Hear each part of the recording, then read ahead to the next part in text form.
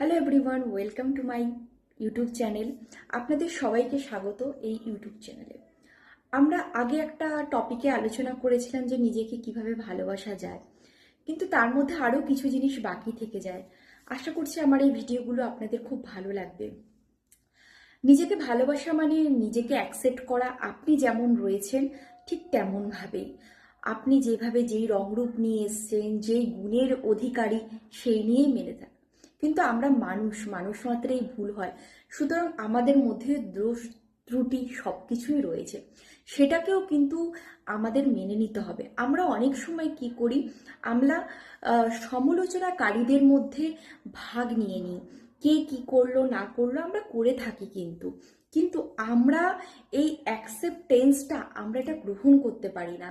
যখন আমাদের কেউ কোনো কিছু বলছে তখন আমরা কি হই, আমরা বার্ক করি, মানে আমরা সেটাকে গর্জন করছি। কিন্তু আমরা যদি সেই সমালোচনাকারীদের ভাগের মধ্যে থাকি তাহলে কিন্তু কি হবে, নিন্দের সমালোচনা কিন্তু বাড়তে থাকবে। সুতরাং আমাদের এই সমালোচনা থেকে আমাদের বাঁচতে হবে। কি করতে হবে, আমাদের এর জন্য কিন্তু নিজে কিন্তু ক্ষমা করতে হবে। কি করতে হবে, হ্যাঁ, আমি যদি কোনো দোষটা করে থাকি, নিজে ভুলটা করে থাকি, হতে পারে আপনারা হয়তো সেটা কনফেস করতে পারছেন না, সামনাসামনি কাউকে বলতে পারছে না, কোনো ব্যাপার নয়। যদি কারোর মধ্যে সৎসাহস থাকে তাহলে সামনাসামনি বলবেন। যদি সেটা না পারেন, আগে নিজের মধ্যে নিজেকে ক্ষমা করুন। হ্যাঁ, নিজের মধ্যে নিজেকে ঝেঁকে দেখুন, নিজের ভেতরে ঢুকুন। হ্যাঁ, আমি এটা করেছি, ঠিক আছে, গড আই এম সরি, আমি হয়তো এই ভুলটা করেছি, আমার এই ভুলের জন্য ক্ষমা করে দিও। সময় আসলে আপনি দেখবেন যে আপনি কোথায় গ্রো করে গেছেন।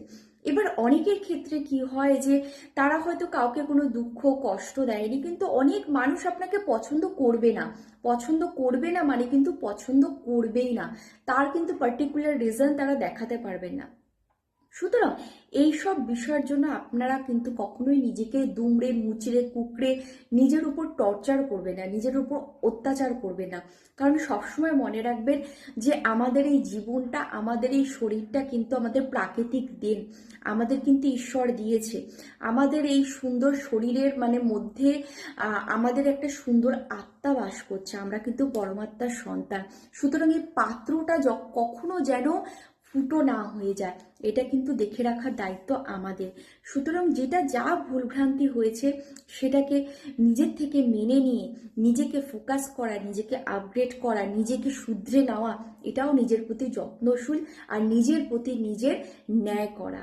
ঠিক বললাম কি না, একটু ভেবে দেখবেন তো। Thank you so much.